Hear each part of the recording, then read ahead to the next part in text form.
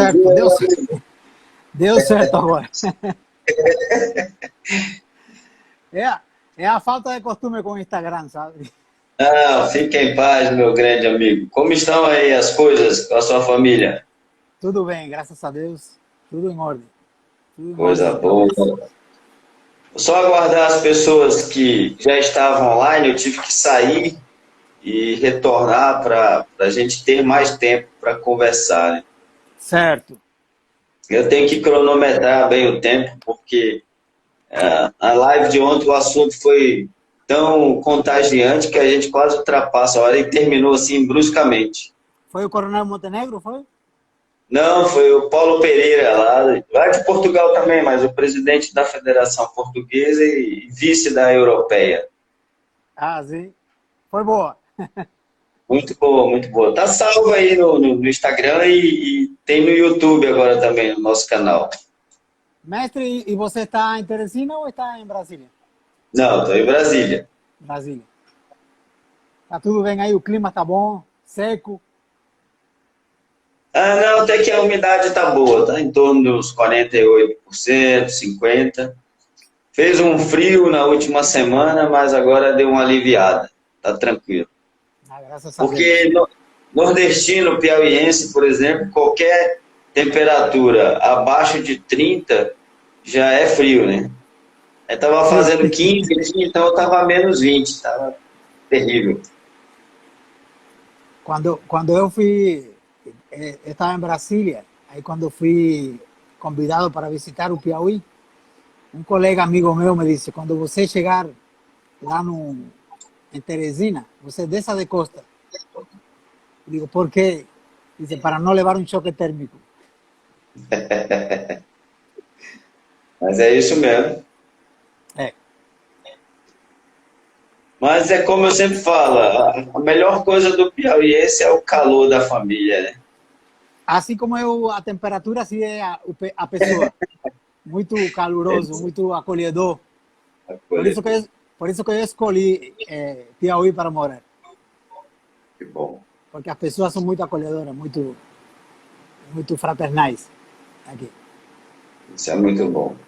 Bom, pessoal, bom dia mais uma vez aqui, professor Andrade, da Pro Krav Maga Brasil. Hoje nós iremos conversar com o Dr. Jesus Fleitas, ele que é médico cardiologista, está à frente aí na comissão de frente, ou como a gente chama no combate, é o pelotão de destruição que está lutando, é um dos que está lutando contra o famigerado coronavírus e a Covid-19. Ele que vem desenvolvendo um protocolo de tratamento para essa doença, tem muito e já contribuiu muito e salvou muitas vidas em Teresina, e assim como vários outros, tem muito a nos esclarecer sobre alguns protocolos de treinamento, de tratamento e cuidados que devemos ter nessa fase. Doutor Jesus, seja muito bem-vindo, agradeço a sua predisposição em pleno domingo, seu único dia de descanso, quando dá, em conversar conosco, para nós é uma honra. Saiba que aqui, honestamente, lhe chamo de doutor, mas o meu carinho pessoal pelo senhor é tão grande que, para mim, o senhor é mais um irmão que eu tenho nessa pouca vida. Forte abraço. Bom, muito obrigado a você, a família Procram Magá, tá? A família de Teresina, Piauí, Brasília, que você está agora prestando serviço lá para e o Brasil todo, né? Quero dizer para você que o que você me ensinou durante o tempo que praticamos Krav Maga juntos me ajudou muito para fazer esse protocolo, sabe? Quando começou essa pandemia lá, a crise lá, o surto lá em Wuhan, na China, me comecei a preparar. Comecei a preparar umas viseiras, comecei a comprar umas máscaras para quando chegasse aqui no Brasil. Por quê? Porque no Krav Maga você sempre ensinou a gente para a gente chegar vivo em casa, se proteger, para chegar vivo em casa. Digo, já que está chegando o vírus, eu não vou parar, eu quero estar na linha de frente para poder atender a meus pacientes e poder ajudar. Então, me preparei as medidas para me proteger e, ao mesmo tempo, comecei a estudar e me preparar a respeito do vírus. Como você nos ensinou bem no Krav Maga, a gente tem que conhecer o inimigo. Tem que observar a altura do inimigo, a força, quantos são. Então, essa mesma coisa a gente começou a fazer para estudar o vírus e ver onde que o vírus era mais vulnerável para poder tratar as pessoas doentes. Então, isso me ajudou muito para a gente fazer o protocolo. Basta dizer que quando você sempre nos dizia, quando você entra num cinema, você presta atenção à porta de saída, onde que tem um extintor de incêndio, onde que tem a escada, para em caso de uma emergência você poder sair. Então, o Krav Maga ajuda a gente até nisso, até o profissional, o médico, se preparar para enfrentar uma doença tão terrível, tão séria como a Covid-19. Isso é muito bom ouvir, porque muitas pessoas que estão nos vendo e irão nos ver, né? Porque agora a gente tem um canal aí no YouTube, vai ficar público essa nossa conversa, que entendem que o que nós ensinamos é única e exclusivamente soco, chute e pontapé. E aí eu digo que essa é só a ferramenta, porque o grande objetivo maior e o principal é chegar vivo em casa. E chegar vivo não necessariamente vai te colocar no embate. Então, muitas pessoas têm exatamente isso, a falta de paciência. E nesse momento tão tenebroso que a nossa humanidade vive, eu creio e tenho plena convicção de que é muito mais importante seguir os diversos protocolos que irão minimizar a contaminação e vai fazer com que a população realmente fique viva em casa. Arthur Jesus, me fale como é que é o cenário real hoje em Teresina, o que o senhor tem vivido com relação a essa pandemia? Acontece que nós aqui no Piauí, nós fazemos fronteira com vários estados, né? Estado de Maranhão, estado de Ceará, Pernambuco, Bahia, né? Então, a gente observa que a pandemia ela chegou para valer no estado de Ceará, no estado de Maranhão e no estado de Piauí os casos estavam poucos, estavam controlados, mas que isso se deveu por causa das medidas de isolamento que tanto o governo do estado como a prefeitura de Teresina fizeram. Mas isso não quitou que o vírus ia chegar. O que aconteceu foi que a curva se achatou. A quantidade de casos estava sendo lenta. Mas já chegou agora a um ponto que a curva começou a subir bruscamente. Porque já começaram os casos nas cidades dos interiores, tá? Que é onde tem menos recursos, as prefeituras, o sistema de saúde mais precário, menos condições. Depois dessa ajuda emergencial, as pessoas se aglomeraram mais nos bancos para receber o auxílio por causa da pandemia, e isso ajudou também para propagar mais rápido a doença. Então, agora na semana passada, a gente teve um aumento muito, muito grande dos casos e espero agora, nas próximas semanas, nas próximas 4 semanas, vamos ter muitos casos de pacientes doentes com a doença. Graças a Deus, estamos tendo vários protocolos aqui em Teresina. É como se a gente estivesse numa guerra, que a gente tem várias linhas de combate. Temos várias. Na guerra você tem a artilharia, tem a infantaria, tem a aviação, tem as tropas especiais. Aqui é a mesma coisa. Nós temos várias frentes trabalhando com vários protocolos. Tem o protocolo da ivermectina, tem o protocolo da cloroquina, tem o protocolo da nitazosanida. Então, temos várias frentes para os que estamos na linha de frente. E temos os hospitais de campanha para na retaguarda e as UTI. A gente fazendo essa linha de frente com esses protocolos, a gente tem percebido que a quantidade de pacientes que vão ser internados está diminuindo. E vai diminuir, vai dar tempo para que nas UTI os pacientes se recuperem, tenham alta e poder receber outros pacientes. Tá? Nós podemos observar que há uns 60 dias atrás, quando iniciou algumas medidas de contenção e de isolamento social, principalmente nas grandes cidades, houve uma migração muito grande, principalmente aqui de Brasília e de São Paulo, com direção, né, principalmente os piauienses, os nordestinos que fora estavam, retornando para as suas cidades natais. O senhor acredita que isso foi o grande responsável pela aceleração de contaminação, não só no Piauí, mas aí no Ceará e no Maranhão, que são os dois estados mais afetados? O que acontece? O estado de Ceará, Fortaleza, é uma cidade turística internacional, e o estado de Maranhão, São Luís, também uma cidade turística também internacional, certo? E nós aqui no Piauí, por causa de nossas condições, da estrutura do nosso estado, o turismo internacional ele é menor que nesses outros estados. Mas o que acontece? Como você bem falou, nós, por causa da precariedade de nosso sistema econômico, as pessoas têm que emigrar hacia outros estados para procurar emprego. Por causa desse isolamento, as pessoas, muitos ficaram sem emprego, outros ficaram nessa quarentena e preferiram voltar para casa.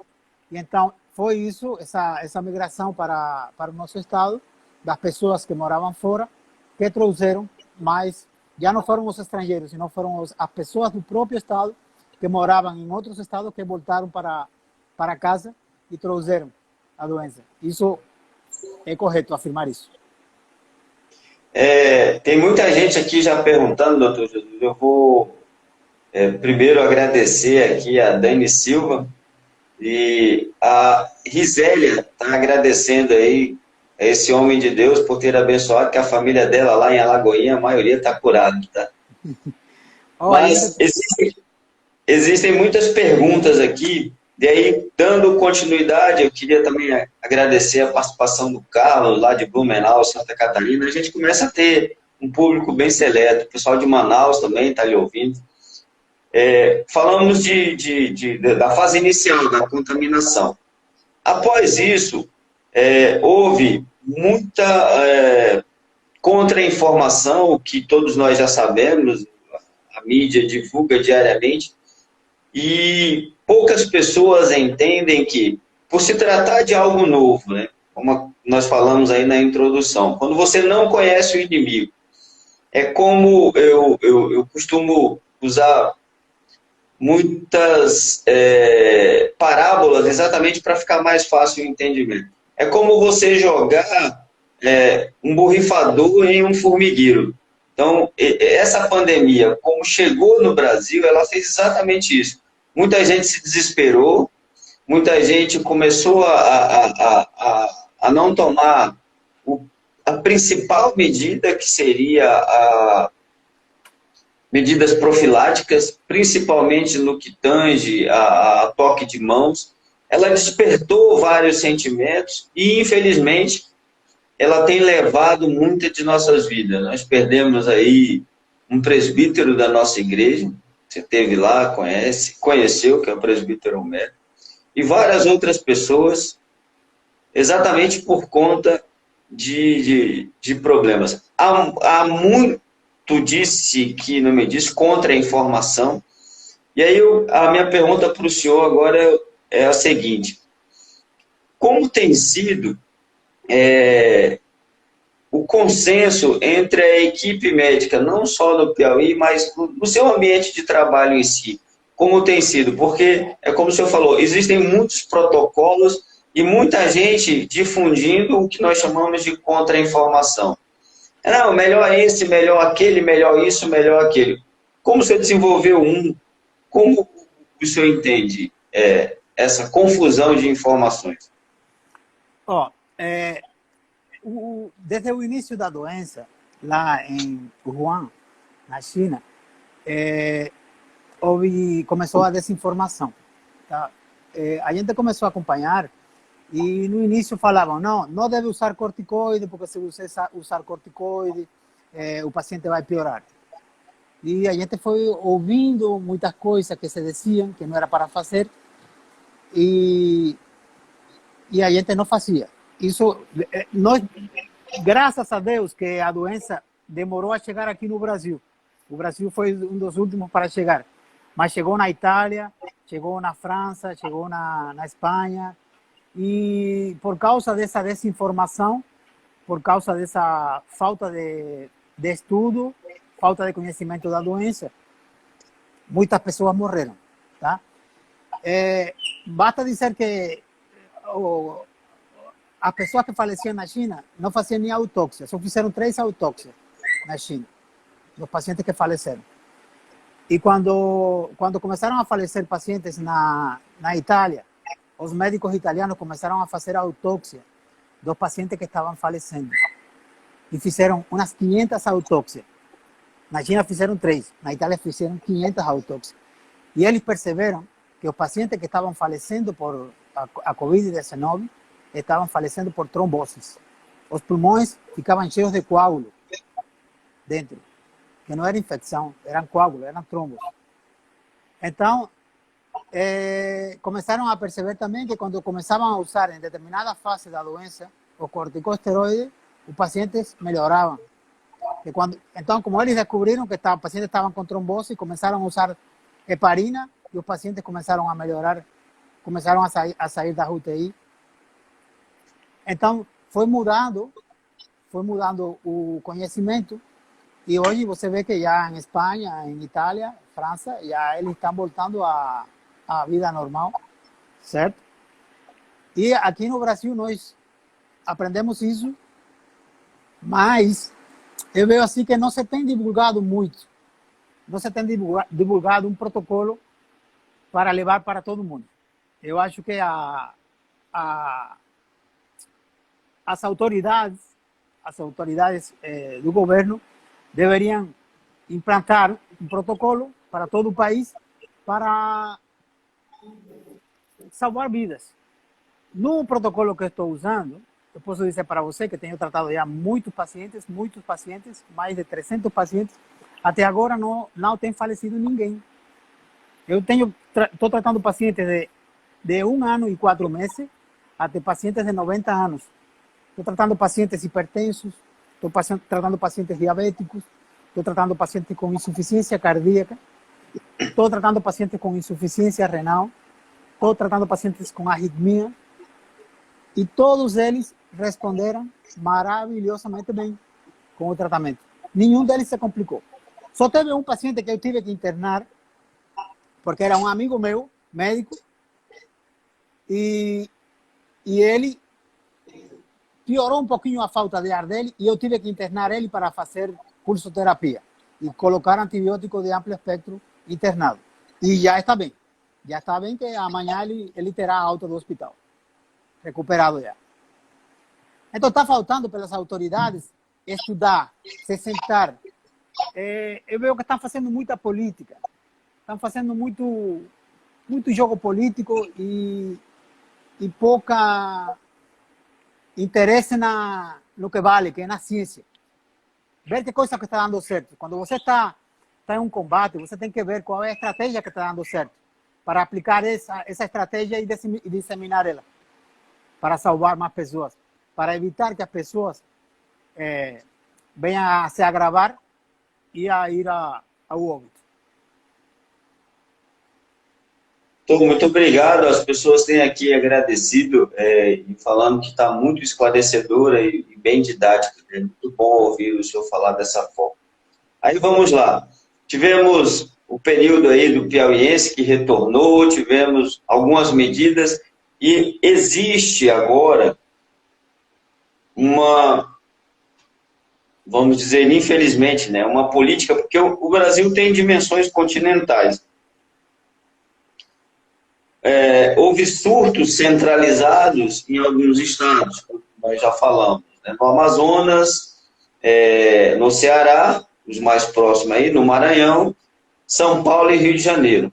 Já começou-se a diminuir. E alguns governadores, né, algumas autoridades, têm tomado atitudes bem rígidas, tentando cada vez mais frear como medida profilática, a única que se tem a certeza, né? Acredita-se que tem a certeza de que ela iria surtir efeito, que seria o isolamento social. O grande problema, né, que nós vemos no isolamento social é que ele é fácil de ser feito em populações de classe média alta, porque tem um provimento, tem um recurso maior. Mas a população em si, a grande maioria dos brasileiros que estavam em situação de baixa renda, média, baixa e miserabilidade, tem muita dificuldade, até porque eles não têm, né, como prover a sua alimentação e da sua família, e são obrigados a sair. No que sai é o que nós estamos vendo, é o que o senhor acabou de dizer aí no início, que hoje a contaminação no estado do Piauí está se dando nas cidades do interior. Vou citar um exemplo, como o senhor trabalhou um tempo em Alagoinha, vou citar um tempo de uma cidade aí do interior, onde reside a minha mãe, que é Angical. Começou com um caso suspeito, uma família, 2 pessoas. Hoje, há suspeitas com mais de 30 casos, tivemos várias internações, principalmente aí na UTI. Foram tratadas, até mesmo por um médico que o senhor conhece, doutor Paulo Márcio, mas, infelizmente, ainda existem pessoas brincando, participando de festas, aglomerações, apesar do governo e das prefeituras terem feito medidas de isolamento mais rígidas. Quanto a isso, o que o senhor sugere que a população possa fazer para minimizar essa contaminação? A solidariedade. A gente tem que se dar as mãos. Eu tive um paciente,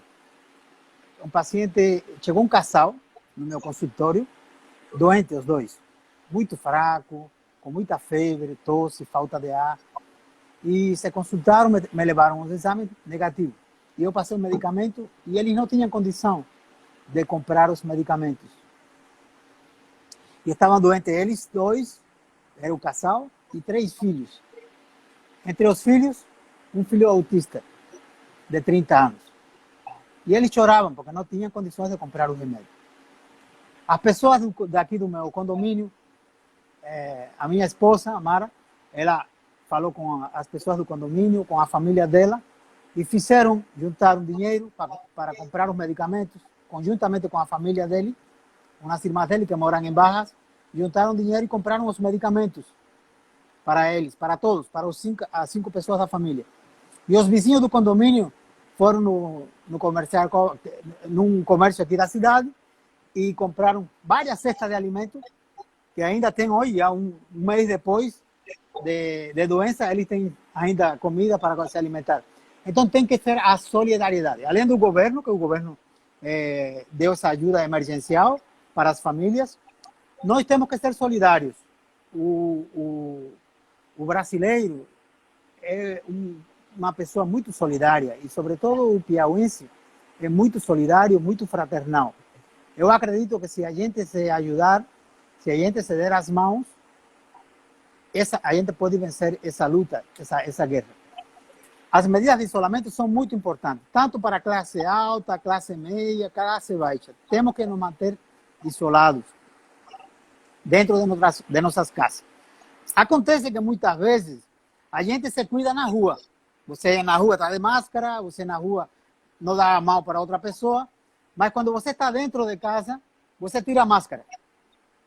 Quando você está dentro de casa, você dá um beijo, um abraço na sua mãe, no seu filho, e você não lava a mão. Aí onde está o perigo. A mesma coisa acontece com os médicos. O médico está de máscara, passa álcool gel quando vê um paciente, mas quando está no repouso médico, que recebe um enfermeiro, recebe um médico, vai entregar o plantão, aí dá a mão, se contamina aí no repouso médico. A gente se contamina mais com a pessoa que a gente confia do que o que a gente não conhece. Então, nós temos que levar essas medidas de prevenção tanto na rua como dentro de casa. Tá? Toda pessoa que estiver doente tem que manter o isolamento, pelo menos durante 14 dias, para evitar a disseminação da doença para outras pessoas.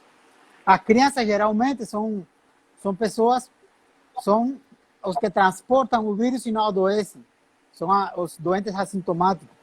Então, temos que ter muito cuidado com as crianças, porque podem levar a doença para os mais idosos, as pessoas que são mais vulneráveis para fazer a forma mais grave da doença. Basta ressaltar que o vírus SARS-CoV-2 é um vírus RNA positivo. É um vírus que, quando ele chega no organismo, como que ele vai entrar? Ele entra pelas gotículas de fluxo, pelas gotículas de saliva. Quando a gente está falando, eu estou falando aqui agora, se eu botar um espelho aqui, vou ver como vão cair as gotinhas de saliva. Através da respiração, se eu espirrar, se eu tossir, vai sair as gotinhas de saliva cheias de vírus e vai infectar uma pessoa, vai pelas vias respiratórias de uma pessoa. Ou vai contaminar num objeto, numa cadeira, na mesa, ou no chão. E quando uma pessoa passar a mão, e não lavar as mãos, num copo, num prato, no talher, quando a pessoa passar a mão, levar o copo na boca, aí vai levar o vírus pelas vias digestivas e vai entrar, porque o vírus entra tanto pelas vias respiratórias como pelas vias digestivas também.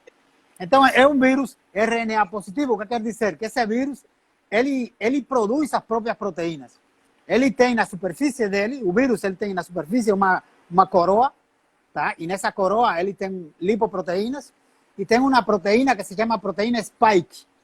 Essa proteína spike é como se fosse a chavezinha que vai entrar na fechadura, que é um receptor que a gente tem nas células dos pulmões e do intestino, que se chama os receptores AC2. Então, essa proteína spike chega, o vírus chega com essa proteína, entra no receptor AC2 e ele entra dentro da célula. O que acontece nas crianças? As crianças, elas contêm poucos receptores AC2 e por isso que elas adoecem menos. Ou quando adoecem, são assintomáticas. Se a gente lavar as mãos com água e sabão, como ele tem gordura ao redor do vírus, o que acontece? Vai eliminar essa capa de gordura e vai perder essa proteína, a proteína spike. Quando o vírus chega no intestino, quando chega nas vias respiratórias, ele não vai ter a chavezinha para entrar dentro da célula. E ele se vai eliminar, certo? Porque ele é um parasita intracelular obrigatório. A mesma coisa quando você passa álcool gel nas mãos. Ele vai eliminar essa capa de gordura e vai eliminar a proteína spike e ele não vai ter ação. A máscara, quando você está usando a máscara, é para evitar que as gotinhas de fluxo quando você está falando, contaminem outras pessoas ou contaminem objetos. Tá? Ou evitar também que pessoas contaminem você. Então, a gente fazendo essas medidas de prevenção, a gente vai fazer uma barreira para diminuir o vírus entrar e para diminuir a quantidade de vírus que nós vamos receber, certo? Como o vírus ele contém proteínas próprias, porque ele é RNA positivo, ele vai produzir as proteínas dele. Ele tem uma proteína que se chama RNA polimerasa, que ela vai fazer uma transcrição do RNA dele, que é positivo para RNA negativo. Que através dessa transcrição é que ele vai fazer outros vírus. Tá? Ele tem que se transcrever para fazer outros vírus. E é aí o mecanismo de ação que entra o medicamento que eu estou usando, que é a nitazosanida. Que ele vai inibir essa RNA, polimerasa e vai diminuir a replicação do vírus. Como esse vírus tem já proteínas próprias, ele se vai replicar muito rápido. Ele entra no organismo e já começa a se replicar. Ele começa a se replicar, que coisa é replicar? É reproduzir. Ele começa a produzir uma fábrica, pega a célula e a célula se transforma em uma fábrica de vírus. E começa a produzir muitos vírus e começa a infectar outras células. Então é um vírus que, se você não tratar ele cedo, nas primeiras fases, para evitar a replicação, porque o tratamento não é para matar o vírus. O tratamento é para evitar, para diminuir a replicação do vírus e dar tempo para o sistema imunológico nosso, do ser humano, possa enfrentar o vírus. Tá? O anitazosanida, que é o medicamento que eu estou usando, não foi uma invenção minha. É um medicamento que se vem usando faz muitos anos para tratar muitos vírus, rotavírus, vírus se usou para o H1N1, para o SARS, para o MERS, tá? E ele se comprovou que ele diminui a replicação do vírus. O anitazosanida, ela aumenta a produção por parte das células de interferon, que é uma substância que vai ajudar para estimular o sistema imunológico, para produzir imunoglobulinas e ativar as células do organismo para eliminar os vírus. Além disso, vai interferir através dessa enzima que falei para vocês na replicação do vírus e vai também fazer com que a resposta inflamatória do organismo seja menor. Então, ele vai atuar em três fases da replicação do vírus. É por isso que o medicamento tem efeito. Eu uso ele junto com a acitromicina e junto com um antiagregante plaquetário na fase inicial, além de vitamina D e 5, porque é uma doença que causa trombose, tá? E então eu acrescento um antiagregante plaquetário. Eu divido, para melhor tratar os pacientes, a COVID-19 em 4 fases. Tem gente que divide em 3, mas para tratar eu gosto de dividir em 4 fases.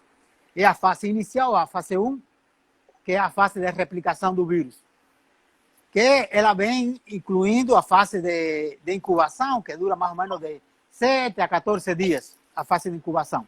Depois, a fase de replicação, eu coloco ela mais ou menos de 5 a 7 dias. De 5 a 7 dias, de 5 a 10 dias, a fase de replicação. Nessa fase de replicação, é quando eu começo o tratamento nos meus pacientes. Se ele chegou nessa fase, claro está, certo? Ele chegou nessa fase, ótimo. Eu vou começar o tratamento, vou começar a anitazosanida, vou começar a acitromicina, vou começar um antiagregante plaquetário, vitamina D e 5. O paciente, dificilmente ele vai progredir para a fase 2. Nunca aconteceu de um paciente que começou uma fase, ele vai. Só um paciente que aconteceu, que eu peguei ele na fase 2 e ele foi para a fase 3A, que esse profissional amigo meu. Os outros, nenhum deles evoluiu. E eu digo para vocês, é muito difícil você tratar de um médico, porque cada médico tem seu livrinho. Cada médico, você passa um protocolo e ele tenta mudar o protocolo. Não sei se ele fez isso, tá? Mas cada médico, quando você medica ele se automedica e ele toma o medicamento do jeito que ele quer tomar. E não do jeito que outro médico indica, que outro médico passa. Então, nessa fase 1, eu faço esses medicamentos. Se chega um paciente na fase 2, que é a fase já inflamatória, é quando o paciente tem febre muito alta, tosse, o paciente tem muita fraqueza. Se eu pedir os exames de sangue dele, eu vou ver que a proteína C reativa está alta, o VHS está alto, a ferritina dele está alta. Já digo, esse paciente, se eu não tratar agora ele rápido, ele me vai ir para a fase 3. Então, vou começar a anitazosanida, vou começar a acitromicina, vou dar o 5, o antiagregante plaquetário e vou dar o corticoide. Aí começo a prednisolona ou a prednisona. Começo uma dose alta do medicamento durante 5 dias. Dose única pela manhã. Só um paciente evoluiu para a fase 3A. O resto, não. Se curou. A fase 3A. A fase 3A, que é a fase já pulmonar, que é quando começa aquelas lesões nos pulmões, que aí nessa fase o paciente está mais debilitado, a tosse, muita falta de ar pouca, na fase 3A, falta de ar pouca, saturação entre 94% e 96%. Quando eu peço, o dedímero dele já começa a se elevar, o dedímero. Aí, já nessa fase, eu começo a usar heparina. Além da nitazosanida, a citromicina, o antiagregante plaquetário, heparina e o corticoide, prednisolona. Todos esses pacientes, até essa fase, eu trato em casa. Por isso que eu estou usando a prednisolona, certo? Quando o paciente aumenta a falta de ar, ele chega com mais falta de ar, o distresse respiratório maior, ele já a saturação de oxigênio dele vai menos de 94, o paciente chega a 90, 93, aí eu interno ele porque ele está na fase 3B, tá? Nessa fase, o paciente vai precisar já da nitazosanida, acitromicina, pulsoterapia, que é corticoide na veia, antibióticos de amplo espectro, a heparina, aí já o paciente vai ter que usar, porque e aí vai ter suporte de oxigênio, esse paciente, porque já a saturação do oxigênio no sangue já cai muito e precisa um suporte de oxigênio. Oxigênio por catéter nasal, por máscara de Venturi, tá? Ou muitas vezes o paciente que já precisa ser intubado.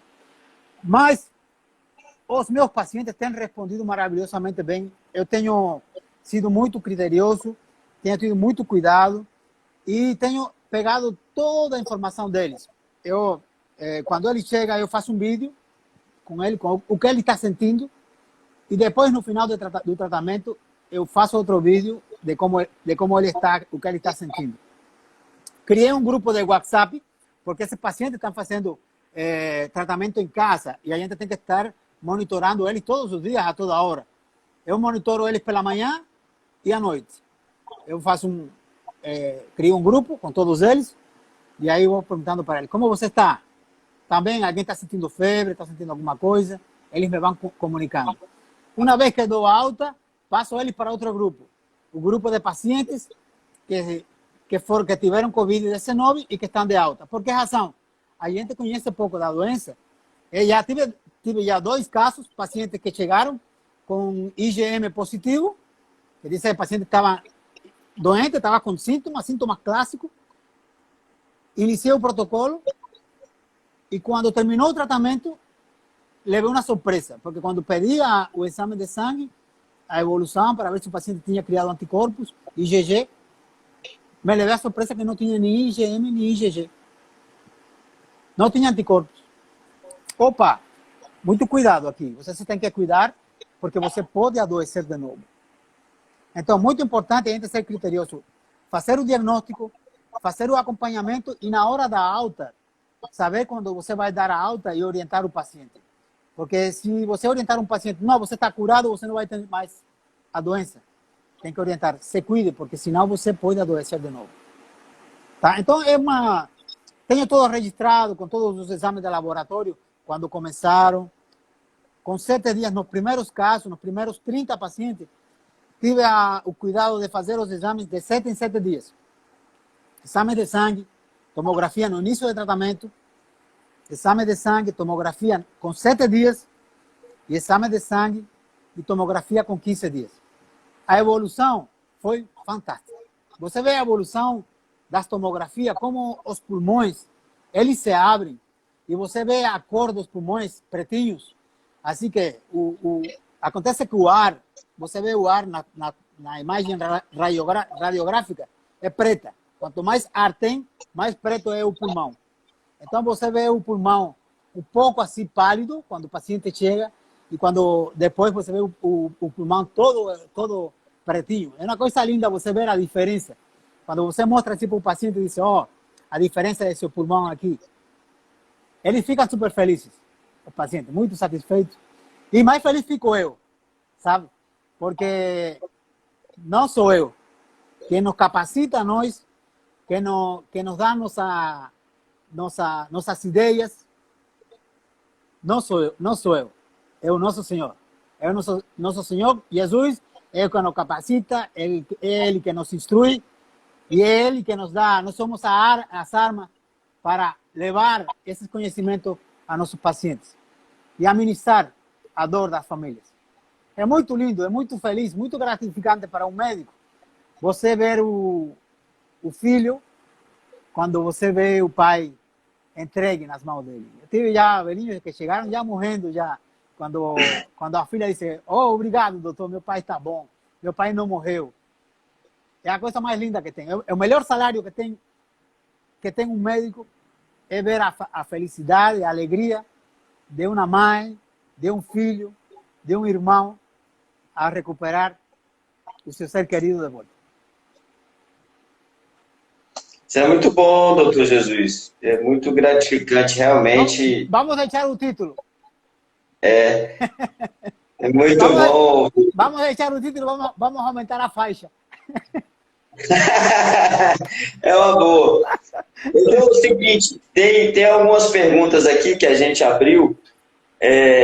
Algumas eu me comprometo em responder da seguinte forma. Algumas pessoas têm perguntado, o Alexandre pergunta qual o valor do tratamento, né? Aí eu respondo com o protocolo de Krav Maga. Quanto custa a sua vida, Alexandre? Das pessoas que você ama, que é o que o doutor está falando. Nosso tema, ele é vocacionado para o protocolo, né? Cada plano de saúde tem seu custo, cada hospital tem sua forma de tratamento, e como o doutor Jesus acabou de falar aqui, o mais gratificante para um médico é ele ter vidas salvas, né? Vidas alheias, riquezas a salvar, que é o lema do bombeiro. Aí tem a Dani Silva, ela mora em Salvador. Você tratou a família dele que morava em Alagoinhas, ela está agradecendo. E a Lucilena Rodrigues, ela fala, doutor, conhece alguém que usa esse protocolo em São Paulo? Ele tem preocupação com o filho que mora lá e já passou por uma cirurgia da válvula cardíaca. Realmente, para responder a primeira pergunta, esse protocolo é um pouquinho caro sim. Por quê?